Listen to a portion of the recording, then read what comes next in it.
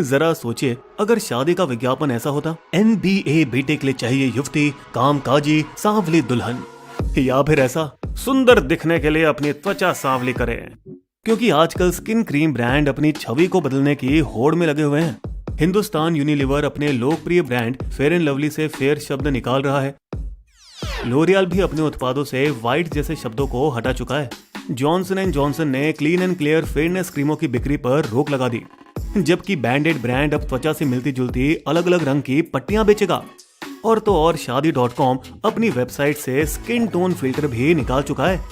लगता है अमेरिका का ब्लैक लाइव्स मैटर आंदोलन अब भारतीय तटों तक पहुंच गया। लेकिन सवाल यह है कि क्या वास्तव में नाम बदलने से समस्या सुलझ जाएगी? क्या भारत सांवला रंग अपनाने के लिए तैयार है? खास तौर पर जब देश गोरी त्वचा को ज्यादा अहमियत देता हो और जो चीज हमारी भाषा और संस्कृति में पूरी तरह से समाई हुई है।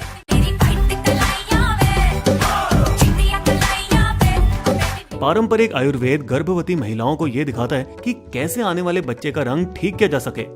केसर युक्त दूध पीने और संतरे, सौंफ के बीज या नारियल के टुकड़े खाने से इत्यादि। रंग भेद को लेकर हमारे मन में जो गहरी जड़ें समाई हैं, वो हमारे देश में उच्च और निम्न वर्ग के बीच जाति के विभाजन को और भी पक्का करने का काम करती हैं। खुद विभिन्न भूरे रंग में बटे होते हुए भी और गोरों के हाथों बेइज्जती सहने के बाद भी वही रंग भेद की नीति हम अपने से ज्यादा गहरे रंग वाले के साथ करते हैं, जैसे कि इस मामले में जाने अनजाने में हुआ। गोरी त्वचा को लेकर हम इतने जुनूनी हैं कि अगर हम खोज करें तो YouTube पर सैकड़ों घरेलू नुस्खे मिलेंगे। ES पटावाला पहले थे जिन्होंने 1919 में भारत की पहली फेयरनेस क्रीम अफगान स्नो बेचना शुरू किया, जिसका नाम उन्होंने अफगानिस्तान के राजा जाहिर के मशवरे पर रखा। ये सफेदी मुझे मेरे देश के बर्फ की याद दिलाती है। अफगान स्नो ने 1952 में पहला मिस इंडिया कॉन्टेस्ट भी प्रायोजित किया। फेयर एंड लवली बहुत बाद में मार्च 1975 में लॉन्च किया गया और जल्द ही बड़ा लोकप्रिय बना। इसके बाद कई भारतीय कंपनियां Dabur, fame fairness bleach, Patanjali, सौंदर्य स्वर्ण और केविन केयर फॉरएवर और इमामी जैसे स्किन व्हाइटनिंग उत्पाद बेचना शुरू किया। प्राचीन काल से चला आ रहा रंग भेद की नीति को सफेद त्वचा के विज्ञापनों से और बढ़ावा मिला, जिसने ये संदेश दिया कि गोरा होने पर किसी को अच्छी नौकरी मिलेगी, प्रमोशन और आसानी से मिलेगा और सही रिश्ता भी गोरापन ही दिलवाएगा। बावजूद इसके कि भारतीय विज्ञापन मानक परिषद ने ऐसे विज्ञापनों की सख्त मनाही की थी कि काली चमड़ी को वंचित न दिखाएं, न ही उसकी तुलना किसी वर्ग, जाति या समुदाय से करे। अधिकतर भारतीय महिलाओं ने कभी ना कभी गोरे रंग के लिए किसी ना किसी क्रीम का उपयोग किया है। 10 में से 7 महिलाएं फेयर एंड लवली का इस्तेमाल करती हैं। ये अपर्याप्तता की भावना सिर्फ भारत तक ही सीमित नहीं। WHO के एक अध्ययन के अनुसार जबकि 65% भारतीय महिलाओं ने त्वचा क्रीम का इस्तेमाल किया, वो आंकड़ा चीनी महिलाओं में 40% था और अफ्रीका में 25 से 77% के बीच। यहाँ तक कि गोरी त्वचा वाली जापानी और कोरियाई महिलाएं भी अक्सर सूरज से खुद को ढकने के लिए चौड़ी चौड़ी टोपियां और दस्ताने पहनती हैं। लेकिन भारतीयों ने केवल इन क्रीमों तक ही खुद को नहीं रोका। हम हर साल 700 करोड़ रुपए तक का टैल्कम पाउडर भी खरीदते हैं और बावजूद इसके कि 84% इसके हानिकारक प्रभावों से वाकिफ हैं, वे bleaching, chemical pills, laser treatment, whitening pills आदि जैसे कॉस्मेटिक इस्तेमाल करते रहते हैं। अब पुरुषों के दिमाग में भी ये बात घुस गई है और वे खुलेआम बड़ी मात्रा में गोरापन दिलाने वाली क्रीमों का उपयोग करने लगे हैं। पेरिस खंबाटा, जिन्होंने बाद में हॉलीवुड में भी काम किया, शायद वो पहली अभिनेत्री थी जिसने इस क्रीम का विज्ञापन किया। हमारे कई फिल्मी सितारे बिना किसी हिचकिचाहट के अपने फैंस को इन क्रीमों का इस्तेमाल करने के लिए प्रोत्साहित करते हैं। पद्मिनी कोल्हापुरे से लेकर जूही चावला और आज के सितारे भी त्वचा क्रीम के अलग अलग कंपनियों के लिए विज्ञापन करते हैं। हालांकि कुछ उल्लेखनीय कलाकार अभय देओल और कल्की कोचलिन ने न सिर्फ मना किया बल्कि इसकी आलोचना भी की। तापसी पन्नू, रणबीर कपूर, कंगना रनौत और अनुष्का शर्मा ने भी ऐसा करने से इनकार किया। जैसे कि दुखद रूप से हाल ही में दिवंगत अभिनेता As a responsible probably actors or as a responsible citizen, we should not in any ways endorse or prefer one tone of skin over the other. South Indian actress Sai Pallavi ने तो 2 करोड़ का ऑफर ठुकरा दिया।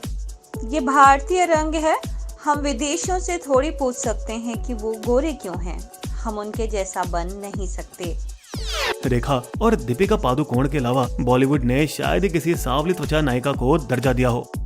अभिनेत्री नंदिता दास का डार्क इज ब्यूटीफुल अभियान अब India God colour Bharat की रंग बिरंगी विविधता का जश्न मनाता है। In a country which is 90% dark, it's telling you that the 10% is actually the mainstream. You know, that's what you ought to be like, and if you're not, then you're not going to be successful. इसलिए इन सभी सांस्कृतिक पूर्वाग्रहों के बीच जो शायद एकमात्र ऐसा brand है जिसने वर्षों से त्वचा के सभी रंगों को अपनाया है, उसे दाद देनी पड़ेगी। आपकी त्वचा का रंग मेलानिन की तादाद पर निर्भर है जो आपके जीन्स उत्पाद करता है, जिससे त्वचा, बाल और आंखों को अपना रंग मिलता है। अधिक प्राकृतिक मेलानिन त्वचा को ज्यादा भूरा बनाएगा, कम झुर्रियां देगा और स्किन कैंसर की संभावना भी कम करेगा। त्वचा को हल्का करने वाली क्रीम अक्सर मेलानिन के उत्पाद को बाधित करने या त्वचा के सामान्य स्वास्थ्य को बेहतर बनाने के उद्देश्य से बनाए जाते हैं। हाल ही में 3 भारतीय नारी मेघन नागपाल, रोशनी पटेल और हेतल लखानी ने शादी.com के खिलाफ change.org पर स्किन टोन फीचर हटाने की याचिका दर्ज की। जब नागपाल ने पहली बार साइट को ईमेल किया तो उन्हें बताया गया कि अधिकांश भारतीय माता पिता इस फिल्टर की मांग करते हैं, लेकिन याचिका पर 15,000 हस्ताक्षर होने के बाद मैच मेकिंग वेबसाइट को फिल्टर हटाने के लिए मजबूर होना पड़ा। त्वचा फिल्टर न होने पर भावी पति पत्नी तस्वीरें और जाति द्वारा ही गोरे रंग का अंदाजा लगाएंगे। विलियम शेक्सपियर थे ना जिन्होंने ये प्रसिद्ध कहावत कही, गुलाब को किसी भी नाम से पुकार लो, खुशबू उसकी वैसी ही रहेगी।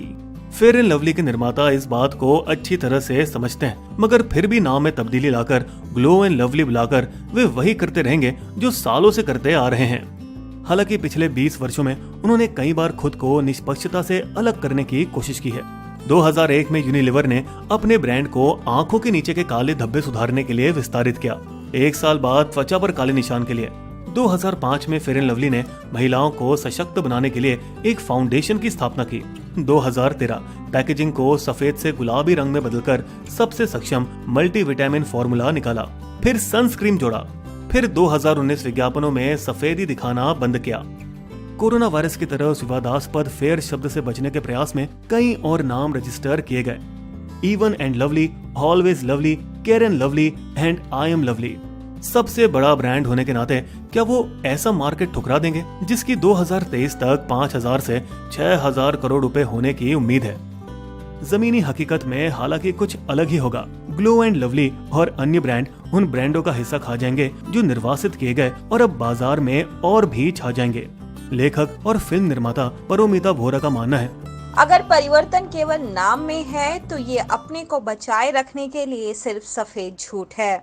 पर अभिनेत्री नंदिता दास इस ऊपरी बदलाव से भी खुश हैं।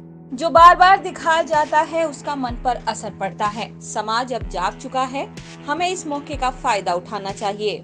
हमारे अंदर जो रंग के प्रति विभिन्नता है उसे पहली बार चुनौती दी गई, पर उसके मूल कारणों पर हमें गौर करने की जरूरत है। हो सकता है आने वाली पीढ़ी का नजरिया बदले, न केवल भारत में बल्कि दुनिया भर में।